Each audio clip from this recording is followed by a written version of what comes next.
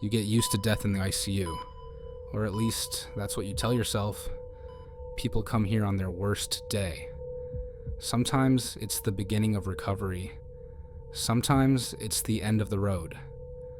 So you just learn to manage the grief, to move on to the next patient, to wash your hands and do it all again the next night. But there are some patients who don't let you forget. And bed 6 was one of them. He was a man in his 70s. He came in with pneumonia. Not on a ventilator, not unconscious. He was just stable. The kind of patient we usually see improves with antibiotics in time. Well, he didn't talk much and didn't ask for anything. But he watched. Every time someone passed his room, his eyes followed them. Not with curiosity, not with fear, but something else. Like he was keeping track, like he was counting how many of us were still here. I didn't think much of it at first. Some patients stare. It happens. But there was something in the way he did it. He'd sit up slightly in the bed, just enough to peek through the doorway, and never blink until the person was out of sight. And it was unsettling. Then, on a Thursday night shift, nothing out of the ordinary, I went in around 12:30 a.m. to check his vitals. His eyes were already on me when I walked in, like he'd been waiting. Before I could say anything, he reached out and grabbed my wrist. It wasn't aggressive, just firm, and he said, "You shouldn't be here tonight." I blinked at him and asked, "Why? What's wrong?" He didn't answer me. He just turned his head slightly toward the open door and whispered, "She's coming." I asked who he meant, a doctor, a nurse, a relative, but he wouldn't say another word. He just stared past me, eyes fixed on the hallway. And 3 hours later, at 3:41 a.m., his monitor went flat. No signs of decline, no calls for help. He just died. We rushed in and started full code. Compressions, epinephrine, everything we had. Nothing worked. He was just gone. I filled out the paperwork and called the family and tried to move on. But something about his last words stayed with me. "She's coming." That grip on my wrist, that strange, distant look in his eyes. The next morning, while the day shift was taking over, I pulled the security footage from the overnight hallway cams, just out of curiosity. At exactly 3:44 a.m., 3 minutes after his time of death, the motion lights in the hallway flickered on. There was no one there. I replayed the clip again and again. Still no one. But I noticed something else. Every room in that hallway had a live vitals monitor. And at that exact minute, 3:44, all 6 monitors showed a small spike. Not enough to be dangerous, not enough to alert the machines, but something, like a ripple, like a current passing through the floor, through the air, through them. And when I watched the video closely, frame by frame, I saw him, the man in bed 6. Right before the monitor spiked, he turned his head to the door and smiled. It wasn't a peaceful smile. It wasn't a relief. It was something knowing. Like he'd been waiting for someone. Like he finally saw her. And whatever he saw came for him.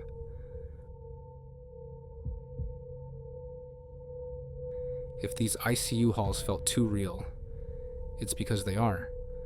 Whispers at 3 a.m., call lights with no patients. And some rooms, they never stay empty for long. So, like, comment, and share if you've ever felt something watching you on the night shift.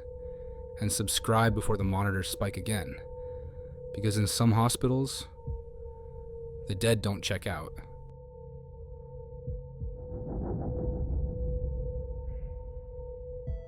I've worked in the ICU long enough to know that strange things happen after dark. Machines beep for no reason. Patients talk to people you can't see. You just brush it off. You keep moving. You don't let your imagination win. But what happened that night? I still don't have an explanation. It started just after 2 a.m. The unit was calm. No codes, no fresh admits, just the kind of slow night where your thoughts catch up with you. I was sitting at the nurse's station, going through the backlog of charts that needed updates. Vitals, notes, routine stuff. One of those charts belonged to a man in room 204, Mr. Kellerman, 83 years old. He'd passed away 3 hours earlier from congestive heart failure. It was a peaceful death. His daughter had been by his side. We'd all stood silent when he flatlined. It felt like closure. Now I was just finalizing the records. I pulled up his EHR, the electronic health record, and there it was. A new note. Added 5 minutes ago. Patient reports. Feeling short of breath. At first, I thought maybe it was a glitch, or someone had accidentally typed into the wrong file. But then I looked closer. It was signed under my name, my badge ID, my credentials. But I hadn't touched that chart since earlier in the evening. In fact, I'd been in the break room when the note was logged. I remembered because I was scrolling through my phone, trying to stay awake, sipping cold coffee. I wasn't even near the station. I tried to stay calm. Maybe I left the file open and someone else typed on my login? Maybe a floater was using my terminal? Still, I flagged down the charge nurse and told her what happened. She came over, checked the activity log, and frowned. She said, "No one else logged in under your name. Just you. Just now." I told her that wasn't possible. I showed her the timestamp. I showed her my phone's camera roll. I had taken a photo of my dog at that exact minute in the break room. She agreed to delete the note manually and open the chart again. But before she could hit save, a second note popped up. Again, under my name. Just 2 words. Still waiting. Her fingers froze over the keyboard. We stared at each other. Neither of us said anything. Then, she shut the computer. We cleared the user cache, rebooted the system, changed my password, just to be safe. I even rebadged my ID and told it that mine had glitched or something. But none of that made me feel better. Because the rest of the night, something felt wrong. Around 4 a.m., I walked past room 204. The door was shut. Empty bed. Lights off. But the hallway outside, it smelled different. Sweet. Like flowers. Not the artificial kind from soap or air freshener. No. This was stronger. Fresh. Roses, maybe. Or lilies. It followed me for the rest of the shift. No one had placed flowers there. No one had been inside the room since transport came and took the body. But that scent, heavy, clinging to the air, didn't leave until the sun came up. We never told the day shift, and I never touched that chart again.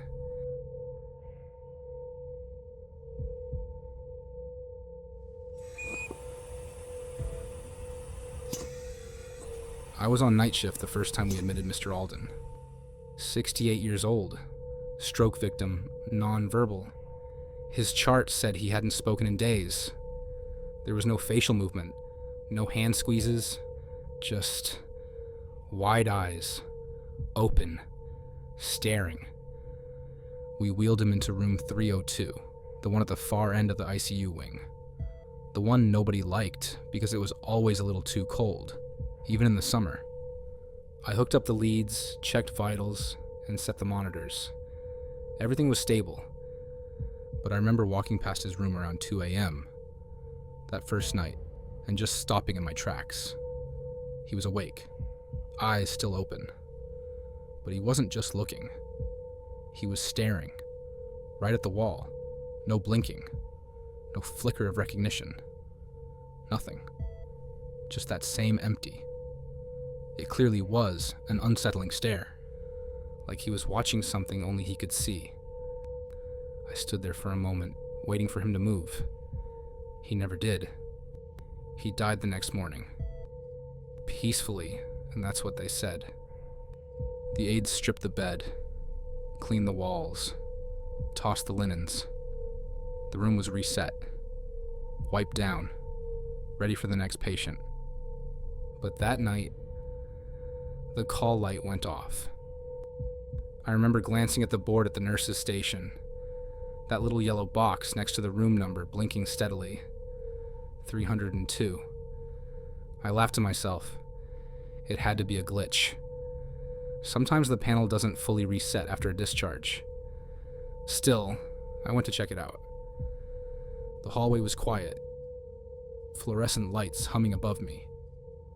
That familiar sterile smell is thick in the air.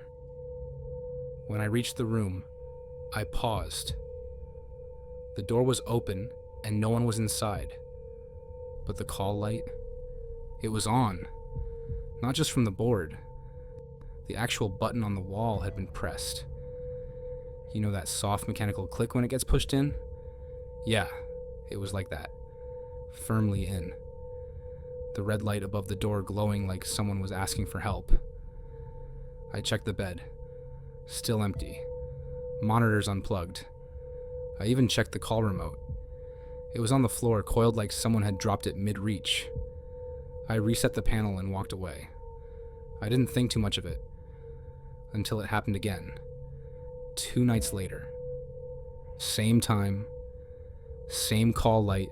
Same pressed in button. Same empty bed. Then again the next week. And the one after that. We checked with engineering. They ran diagnostics on the call system. Nothing wrong. No shorts, no bad relays, no power surges. Every time they tested it, the system worked fine. But always around 2 or 3 in the morning. Only at night, that call light would go off. Eventually it became part of the lore.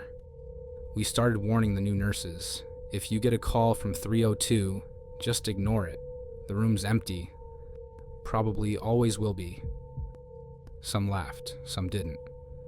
Then came the night I saw him. It was maybe 3:10 a.m. I was walking the hall, sipping cold coffee, trying to stay awake between vitals. The door to 302 was closed, but the window glass had a reflection. You know how those doors are. You can't see in, but you can see just enough if the lights hit right. That's when I saw it. A figure, sitting upright in the bed, legs under the sheet, head slightly tilted, just sitting there. I turned fast. My hand was on the door in seconds, and I opened it. Nothing. The room was still empty, still cold, still dark, but the hair on my arms was standing up. My gut twisted, like my body knew before my brain did. And that wasn't the end of it. We eventually stopped admitting patients into 302. The staff didn't want to go near it, and families would complain. Their loved ones felt uneasy in that room, saying they weren't alone at night. So they converted it into storage, packed it with boxes, folded gurneys, extra machines, stuff no one needed. But the call light, it still goes off. Not every night, but often enough that we keep noticing. You'll be walking down the corridor and there it is, blinking yellow, sometimes red. And every once in a while, you'll hear that soft, unmistakable click from inside the wall, like someone reaching out again. I try not to walk by it anymore, not unless I have to. But when I do, I glance in, because part of me thinks, one night, I won't be the only one looking.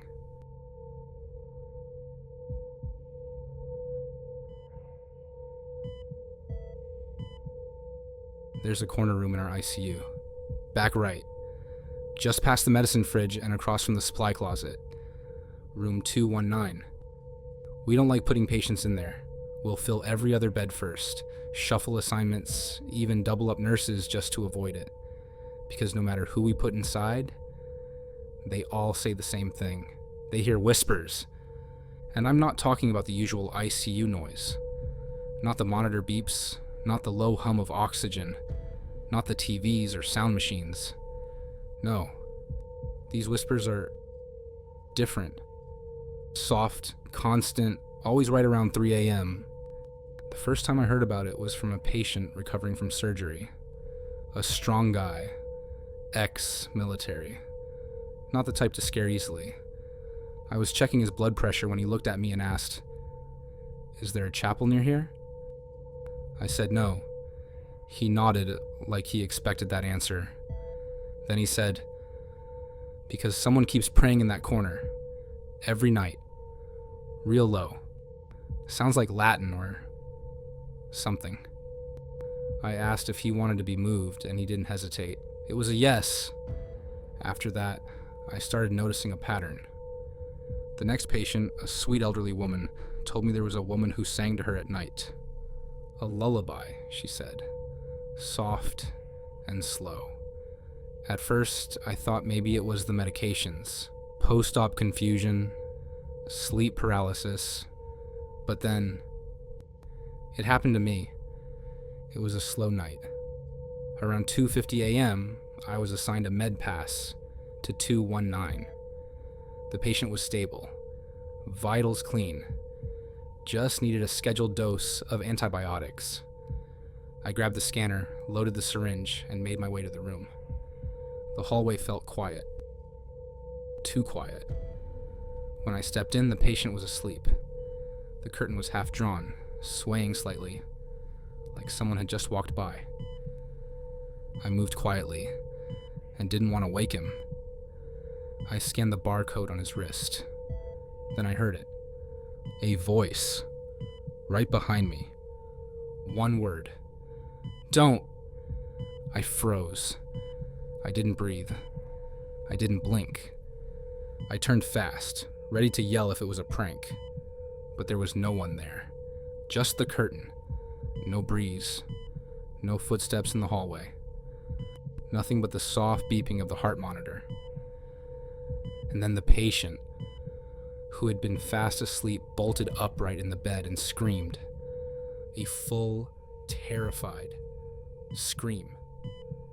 He looked around like something was after him. His hands grabbed at the air. He kept yelling, "Get her out! Get her out! She's not supposed to be here." It took 2 nurses and a sedative to calm him down. He had no memory of what happened the next morning. But I did. I remember that voice. And now, I won't go into room 219 alone. Not ever again. And if you're ever in a hospital and they try to put you in the back right corner of the ICU, say no. Just trust me on that.